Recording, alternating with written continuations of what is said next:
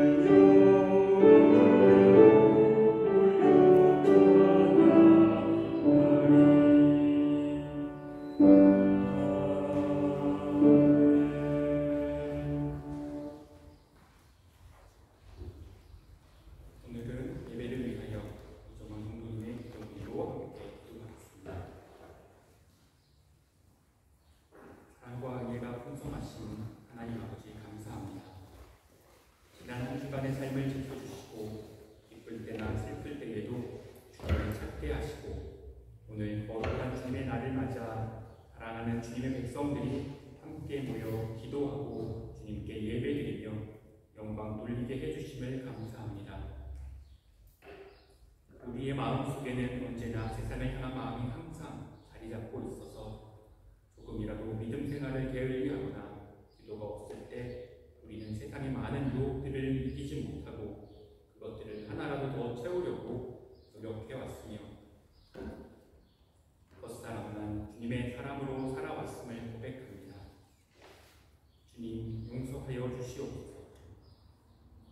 매일매일 예수 그리스도와 함께 십자가에 못 박고 예수 그리스도와 함께 새 사람으로 부활할 수 있도록 인도하여 주시옵소서. 항상 우리 안에 머물러 계셔서 떠나지 마옵시고 영원히 신뢰하며 신실하신 주님을 믿으며 세상의 많은 유혹이 손을 내밀어도 그것들과 타협하지 말고 그 어떤 환란이 닥쳐와도 요동치 않는 확실한 믿음으로 주님 가신 길을 뒤따라가는 삶을 살게 하시옵소서. 세상을 향한 삶은 오로지 멸망과 두려움임을 깨닫게 하옵시고 주님을 향한 삶만이 기쁨과 평화요 세상이 줄 수 없는 복임을 깨닫게 하옵소서.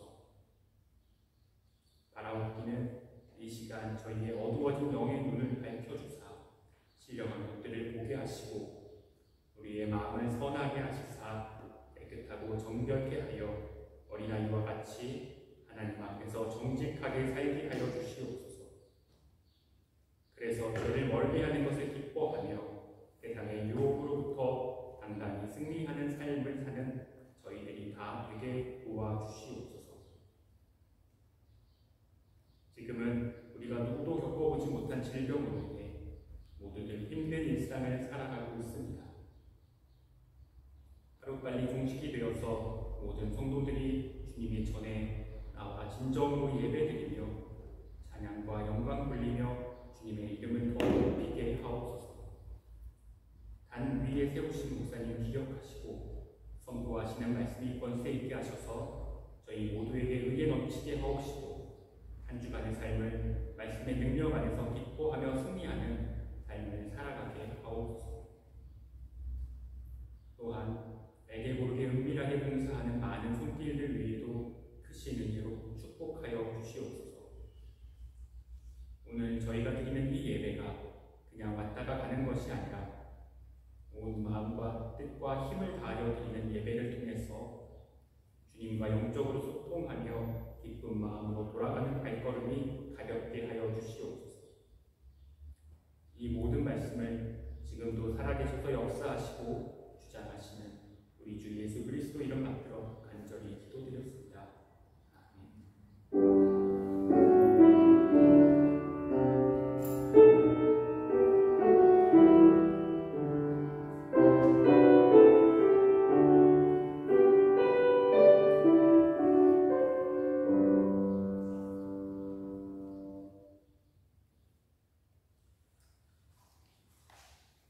오늘 주시는 하나님의 말씀은 마태복음 21장 12절 17절까지 말씀입니다. 제가 대화에 공독할 때 경청하여 주시기 바랍니다. 예수께서 성전에 들어가사 성전 안에서 매매하는 모든 사람들을 내쫓으시며 돈 바꾸는 사람들의 상과 비둘기 파는 사람들의 의자를 둘러 엎으시고 그들에게 이르시되 기록된 바 내 집은 기도하는 집이라 일컬음을 받으리라 하였거늘 너희는 강도의 소굴을 만드는도다 하시니라. 맹인과 저는 자들이 성전에서 예수께 나아오매 고쳐주시니 대제사장들과 서기관들이 예수께서 하시는 이상한 일과 또 성전에서 소리질러 호산나 다윗의 자손이여 하는 어린이들을 보고 노하여 예수께 말하되 그들이 하는 말을 듣느냐. 예수께서 이르시되 그렇다. 어린 아기와 젖먹이들의 입에서 나오는 찬미를 온전하게 하셨나이다 함을 너희가 읽어본 일이 없느냐 하시고 그들을 떠나 성 밖으로 베다니에 가서 거기서 미워하시니라. 하나님의 말씀입니다.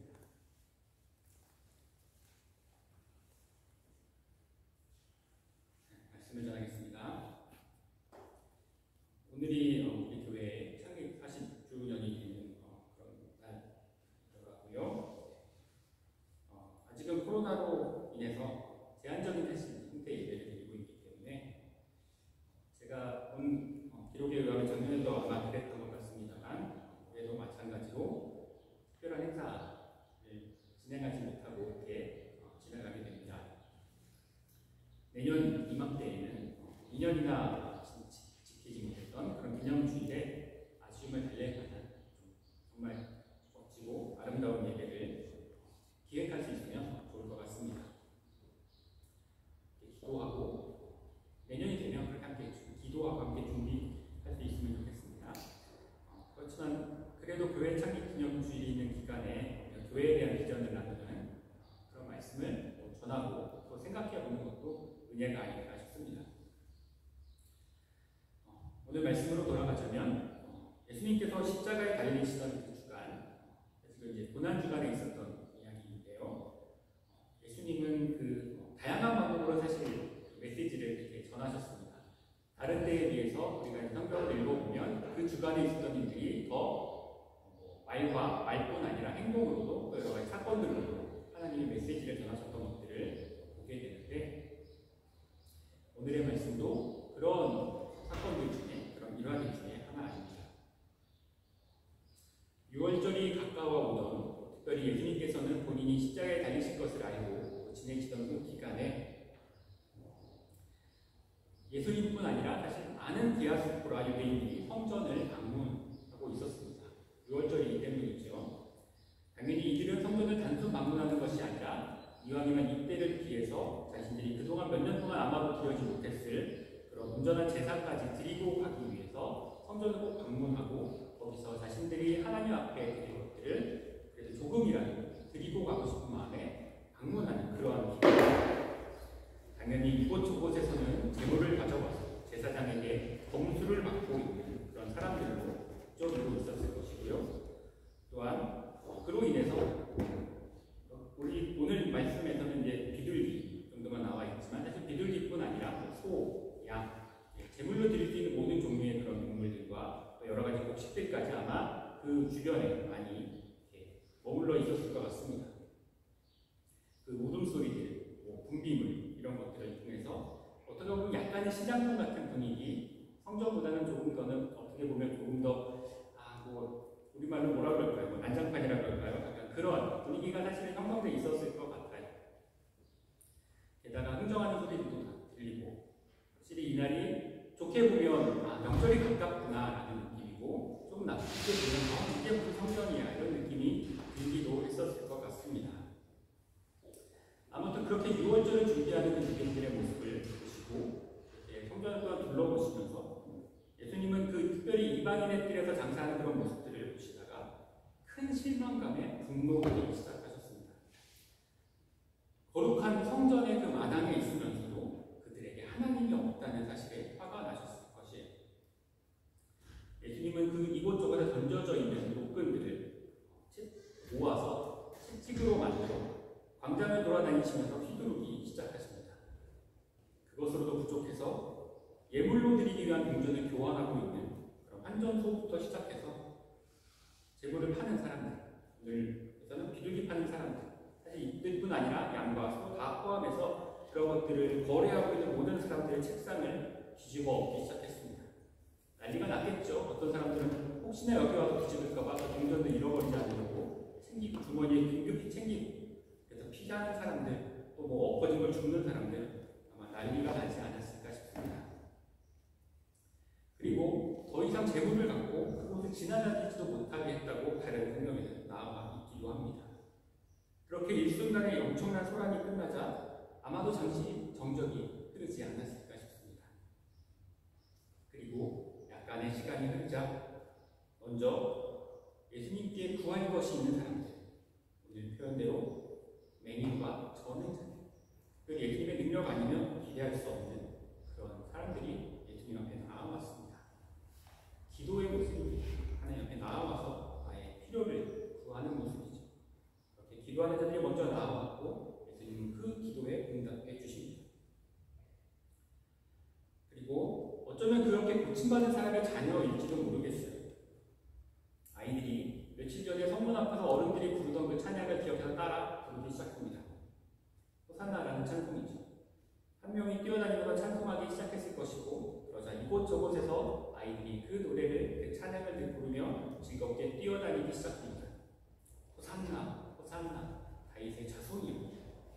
아이들의 찬양 소리가 성전의 주변을 가득 채우기 시작하는 것이죠. 이것이 오늘의 이야기를 상상해본 그런 이야기입니다.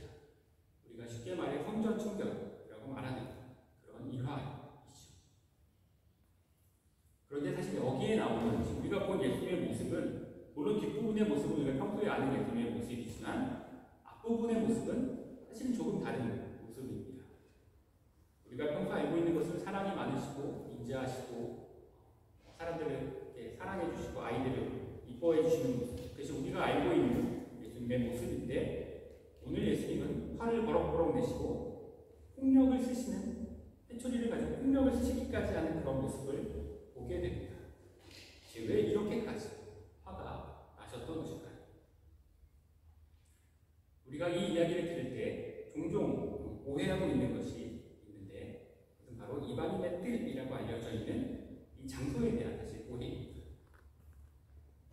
절대로 이런 일을 해서는 안 되는 장소였는데도 불구하고 그들이 그런 일을 해서 예수님이 무지하게 화가 나셨다라는 이야기죠. 마치 우리가 요즘에 비교하자면 교회의 기도실이나 교회의 교육관에다가 누군가가 장을 벌여놓고 거기서 물건을 파는 것처럼 말입니다. 그런데 장소는 우리가 말하는 성전에 있었던, 정말로 그 성전에 있었던 공간이 아니에요.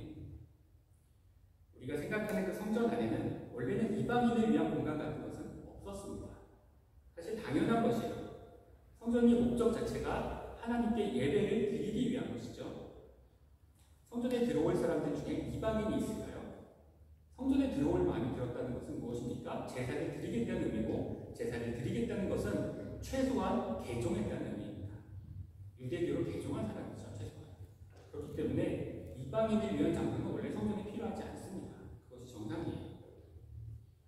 그런데 헤롯이 유대인들의 환심을 사고 싶어서 스룹바벨 성전이라는 재건되었던 그 성전을 증축하면서 성전에 외벽을 짓게 됩니다. 그래서 외벽과 실제 성전 사이에 공간이 생기게 되었습니다. 이야기 쉽게 말하면 광장이 생긴 것이죠. 둘레의 벽을 하나 더 지었기 때문에. 왜냐하면 헤롯은 초라했던 스룹바벨 성전을 이렇게 재화려하게 만들어서 유대인들의 마음을 그가 원했고, 그래서 솔로몬 다음에 솔로몬 제2의 솔로몬 같은 이야기를 듣고 싶어 했습니다. 왜냐하면 본인이 이방인이었기 때문이죠. 또 한편으로는 본인도 이방인이었기 때문에 자기가 새롭게 꾸며준 이 성전을 이방인들도 보기를 원했습니다. 유대인들만 보기를 원한 것이 아니라 이방인들도 가서 얼마나 멋지게 만든 성전인지 보고 헤롯이 대단하구나 라는 말을 듣고 싶었어요.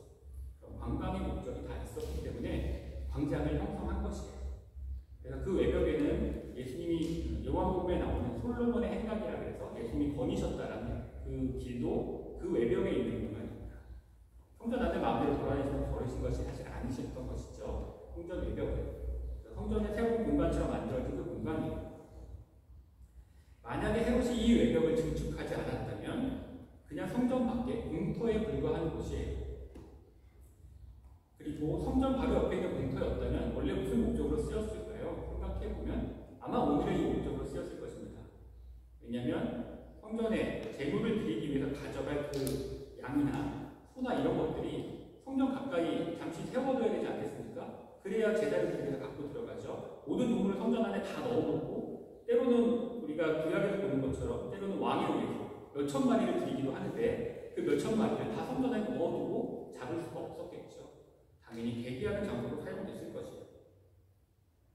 게다가 방문자도 많은 6월절입니다. 성전 바로 옆에서 제물을 사야만 목적대로 그 제물을 온전하게 바로 거룩하게 가지고 성전에 들어갈 수 있습니다.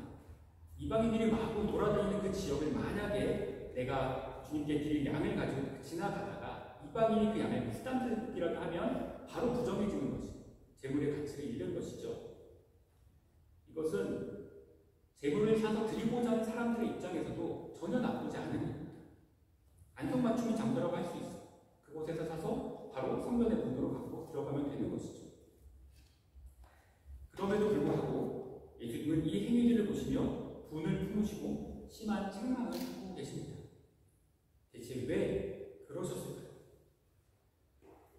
저는 그 핵심이 성전 옆인 이곳에서 장사를 했기 때문이 아니라 여기서조차 장사를 했기 때문이 아닐까 싶습니다. 그곳에서 그런 장사를 할 수 있다는 것은 무엇보다도 하나님이 거기에 계시지 않는다는 그것을 어떻게 보면 다른 이들에게 증명하고 있는 것이기 때문이죠. 원래 성전에 내는 세금은, 유대인들이 내는 세금은 한 세겔, 구약에도 반 세겔로 되어 있는 것도 있지만 한 세겔 정도였다고 알려져 있습니다. 그것은 대략 12g 정도의 은하에 해당하는 무게라고 해요. 성전 세겔의 경우는 사실 정확한 중량이 측정되어 있지는 않다고 하는데 한 세겔이 갖고 있는 그람수가 그렇습니다. 그런데 우상을 금지한 그 계명 때문에 유대인들은 황제의 그림이 새겨진 그 로마 동전이 아니라 성전을 위해서 따로 제작한 거룩한 동전, 그런 형상이 없는 거룩한 동전을 드리도록 그렇게 규정했습니다. 그래서 대부분의 사람들이 로마 동전 혹은 어떻게 보면 그리스 동전 정도를 사용할 수 있었겠죠. 그렇게 거기에 문제된 그 가이사라든지 이런 형상이 새겨져 있기 때문에 금지되어 있었기 때문에 은 12g에 해당하는 그런 은합을 1대1로 다시 교환해주면 되는 일입니다. 당시 화폐 단위로는 2드라크마 정도가 됩니다. 1드라크마가 6불에 해당하는 은화의 가치를 가지고 있다고 알려져 있습니다. 그러면 이 드라크마를 하나의 세겔로 바꾸어주면 아무 문제가 없을 일이죠. 그리고 어렵지도 않은 일입니다. 들어가는 길에서 이 드라크마를 내고 옆에 있는 동전을 치고 갈 수 있도록 혹은 하나를 꺼내서 주면 되는 아주 단순한 노동이죠. 레위인들이 맡으면 가장 좋을 일입니다.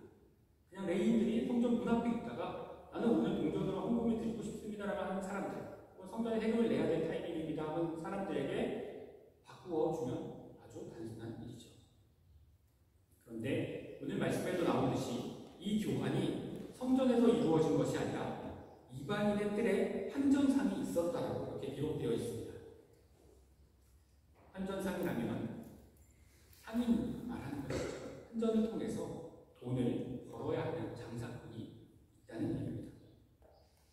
이 환전이 정말로 하나님께 드리기 위한 것이라면, 거룩함을 위한 목적이었다면 앞서 말한 것처럼 레위인이 마땅히 정가를 받고 교환해 줄 일입니다. 왜냐하면 그것의 거룩함을 위해서입니다.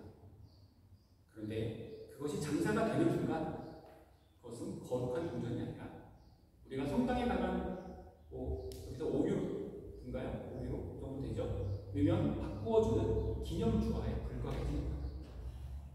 그것은 기념주화지 더 이상 거룩한 동전이 아닙니다. 재물 역시 마찬가지입니다. 그 목적이 디아스포라들이 더 좋은 예물을 드릴 수 있도록, 더 온전한 예물을 드릴 수 있도록 하기 위한 서비스였다면 목축업자들을 위해서 장소만 제공해주고 거기서 모든 동물들을 당시 시세에 맞추어 살 수 있게 해주면 될 일입니다. 그러나 알려져 있기로는 거기서 팔리는 재물들의 가격은 일반적인 가축 가격에 비하여 훨씬 비쌌다고 그렇게 알려져 있습니다.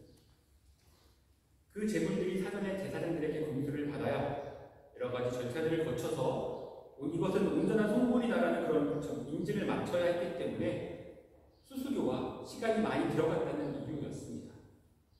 게다가 외부에서 힘들게 가져온 그런 재물들은 아주 조금의 흠만 보여도 사실 온전한 동물이라는 걸 찾기가 어렵지 않습니까? 아주 작은 점만 있어도 사실은 성경에 보면 흠 없는, 점 없는 것을 드리도록 되어 있기 때문에 만약에 동물의 피부에 아주 작은 점이라도 생기면 드릴 수 없는 거예요.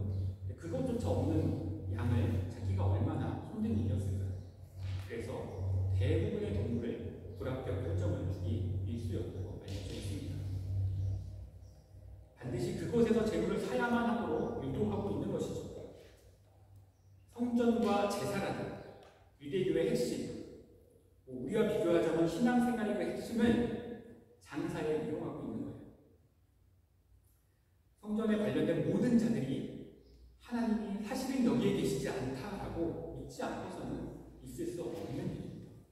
그래서 실제로 많은 거룩한 제사장들은 오히려 예루살렘을 떠나 시골의 작은 그런 성전을 섬기러 떠나는 경우도 있었습니다. 그러하기에 예수님은 바로 이 장사를 책망하고 계신 거예요. 왜냐하면 하나님의 집은 주님이 말씀하신 것처럼 만민이 기도하는지, 다시 말해 반드시 하나님이 거기에 계심을 보여주는 곳이어야 했기 때문이죠. 원래가 성전은 거룩한 공간일 뿐 아니라 작은 공간이었고 절기 때에도 당연히 모든 사람이 그곳에 들어갈 수 없는 그런 규모였습니다. 그래서 우리가 구약에도 보면 주로 귀족들과 왕들은 그 안에 들어가서 예배를 드리지만 백성들은 바깥에서 그 제사 드리는 데 보는 것이에요. 백성들은 그 성전 주변에 서서 하나님의 인재와 구원의 역사를 되새기고 기도하며 찬송하는 것이 하나님이 바라셨던 모습입니다. 에스라에서 보면 성전을 재건하고 그곳에 다시 모여서 언약을 갱신하는 그런 장면이 나오는데, 거기서 보면 백성들은 그 뜰 주변을 다 빽빽히 채우고 서서 말씀을 들으며 하나님의 구원을 찬송하고 그곳에서 다시 한번 내가 하나님의 신앙을 제대로 살아보겠습니다라고 결단하는 그런 모습이 나옵니다. 이것이 하나님이 사실은 성전 건축을 허락하셨던 이유였어요. 성전이 필요 없으셨던 하나님께서 다윗에게 금지하셨던 하던 그 성전을 솔로몬에게 허락하실 때는 이것을 위함이었습니다. 지혜로웠던 그 솔로몬은 그의 성전 봉헌 기도를 통해서 이 진리를 분명하게 선포하고 이스라엘 백성들에게 가르쳐 주었습니다. 성전의 목적이 무엇이고, 성전의 기능이 무엇이고, 성전의 주변에서 무슨 일이 일어나야 되는지를 분명하게 말해 주었어요. 그랬으니 당연히 6월절이 가까워져 온다면 오히려 성전을 둘러싸고 그러한 찬송과 기도의 소리가 점점 더 높아져 가는 것이 바로 마땅했을 것입니다. 정말 그곳이 하나님이 계시는 믿는 사람들이었다면 그렇게 되어가기를 소망했을 것입니다. 오늘날 오히려 성전이 무너지고 난 뒤에 얼마나 많은 유대인들이 통곡의 벽에 가서 눈물을 흘리며 기도하고 있습니다. 성전이 없어진 지금은 오히려 유대인들이 그렇게 하고 있는 거예요. 하나님이 임재하시는 그 성전, 그 하나님께 드려지는 거룩한 예물, 그래서 그 성전을 향하여 찬송과 기도를 드리는 백성들, 이것이 성전이라는 그것을 생각했을 때 우리 머릿속에 그려져야 할 유일한 그림인 것이죠. 그런데 예수님이 보셨던 그 예루살렘 성전은 찬송과 기도는커녕 거룩한 예물로, 그리고 하나님의 임재에 대한 기대조차도 없는 껍데기만 남은 성전을 보시게 된 것입니다. 그래서 예수님의 이 성전, 이 청소의 행위로 회복되는 것이 제사가 아니라 바로 병든자들의 그 기도에 대한 응답, 그리고 아이들의 입을 통해 드려진 찬송이었던 것입니다. 이제 더 이상 제사는 필요 없다는 것을 예수님이 스스로 보여주신 것이기도 합니다. 그런데 이제 우리에게 주님이 그렇게 정결케 하시던 성전은 사실 더 이상 없습니다. 교회에 우리가 지금도 드리고 있는 이 예배당은 사실 성전하고는 분명히 다른 것이에요. 그래서 우리는 교회를 이런 말씀에 비추어서 기도처로 이해하기도 합니다. 성전을 기도의 장소로 개방하는 것을 가장 잘 사용하는 것을 우리가 생각하곤 하지요.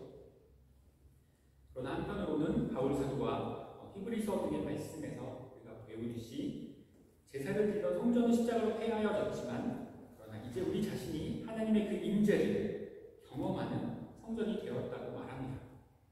그렇게 오늘의 말씀은 교회 시대를 살아가는 그 우리들에게는 성전된 그리스도인들이 하나님께 드리는 예배와 성전된 그리스도인의 삶에 대한 것으로 해석할 수 있습니다. 이제 우리는 우리의 예배가 진실로 하나님의 임재를 기대하고 또한 하나님의 임재를 또한 경험하는 그런 시간인가 성찰해봐야 되는 것이죠. 우리의 예배가 진실로 만민이 기도하는 예배로 만들어져 가고 있는지, 우리가 우리의 예배를 그렇게 드리고 있는지, 그것이 가장 중요해지는 것입니다. 그리고 이 예배에 초대되는 모든 이들이 하나님에 대한 또한 기대를 가지고 모이는지, 이 예배에 참여하는 이들이 그 하나님의 임재를 경험하며 살아가는지가 우리가 돌아봐야 돼요. 우리가 성전을 성전답게 그렇게 만들어가고 있는지 판단하는 또는 생각해보는 그런 아마 근거가 규정이 될 것 같습니다. 그래서 지금 이곳에서 예배드리는 그 자들이 성도인들뿐 아니라 혹은 때때로는 방문하시는 분들이 교회를 나서는 길에 느끼는 것이 과연 무엇일까요? 우리 교회뿐 아니라 어떤 교회를 다 전 세계 모든 교회를 통틀어서 그 교회를 다녀가는 사람들이 과연 교회를 나서는 순간에 느끼는 것은 무엇일까요? 그들이 서로가 보는 것은 하나님이 여기 계심을 확신하는 그리스도인들과 그들의 참된 예배였을까요? 아니면 누구도 하나님을 기대하지 않는 지루하게 시간을 때우는 듯하게 보이는 그러한 예배였을까요? 이것이 우리가 이제는 고민해야 되는 그러한 내 예배가 과연 장사인지, 우리 교회 예배가 장사인지, 우리 교회 예배가 참된 예배인지를 판단하는 그러한 규정인 것 같습니다. 하나님이 거기 계시면 우리가 해야 할 일은 정말로 진심으로 영과 진리로 드리는 찬송과 기도가 되겠죠. 그래서 예배 드리는 자들의 모든 마음과 예배의 과정, 예배의 모든 과정까지도 오직 거기 계신 하나님만을 향하고 있어야 하는 겁니다. 혹여나 우리 교회의 예배가, 혹여나 어떤 교회의 예배가 그렇지 않은 일이 예배 중에 벌어진다면, 예배를 그렇지 않은 도구로 사용한다면 그 교회는 하나님이 계시지 않음을 그들 스스로 사실은 보여주고 있는 거예요.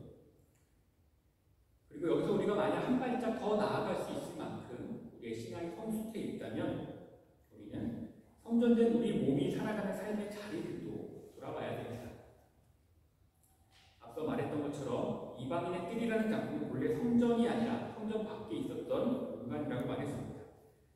그러니 이제는 이방인의 뜰을 우리가 우리 몸이 성전된 것이라면 이방인의 뜰은 성전된 우리가 살아가는 삶의 터전에 비유할 수 있을 것입니다.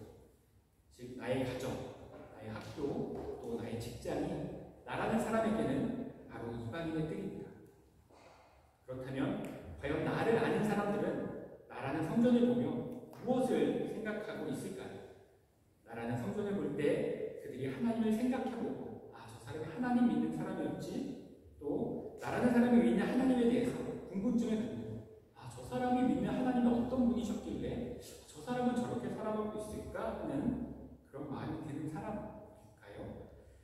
하나님이 임재하시는 나의 성전에서 늘 하나님을 찬양하고 기도하는 삶이 이루어지고 있을 때 우리 마음속에, 우리 영혼 속에, 또한 우리의 삶 속에 그것이 늘 녹아져 있을 때 우리가 이웃들에게 바로 하나님이 여기 계심을 보여주는 성전이 될 것이에요. 앞서 말한 우리를 보았을 때, 우리가 그렇게 살아가고 있다면 우리를 보았을 때 그들이 저 사람이 믿는 종교는 다르구나, 저 사람은 진짜 교인이구나, 저 사람은 기독교인이구나 하는 그런 마음을 갖게 될 것이에요. 안디옥 교회의 성도들을 보며 이방인들이 말하기를 저 사람들은 크리스찬이다라고 말했다. 우리랑 조금 다르네 라고 느꼈던 그 그리스도인의 삶이 우리의 삶이 되어져 갈 것입니다. 성전은 하나님의 임재가 분명히 약속된 장소입니다. 그러므로 성전된 그리스도인들은 하나님이 거기에 계시는 살아가는 사람들입니다. 이것이 우리가 교회를 이루는 믿음과 삶의 본질적인 기초입니다. 그러므로 우리 칼스레 한인교회 모든 성도님들도 하나님이 여기 계신, 또 하나님이 거기 계신 그 삶을 살아가시길 주님의 이름으로 축복합니다. 기도하겠습니다. 우리를 성전으로 만드시고 우리와 동행해 주신 주님, 우리가 이 성전을 잘 건축하게 하셔서 우리의 삶을 빛과 소금으로 세상에 드러내는 그러한 삶을 살아가는 그런 그리스도인이 되게 하여 주옵소서. 그리고 이방인의 뜰과 같은 우리의 삶의 터전들을 하나님의 은혜가 드러나는 아름다운 공간으로 가꾸어 갈 수 있는 그러한 믿음의 삶, 믿음의 사람들이 다 되도록 주여 역사하여 주시옵소서. 우리 주 예수 그리스도의 이름으로 기도드립니다. 아멘. 찬송가 623장 주님의 시간에 1절과 2절 찬양으로 해주시는 하나님께 감사드리겠습니다.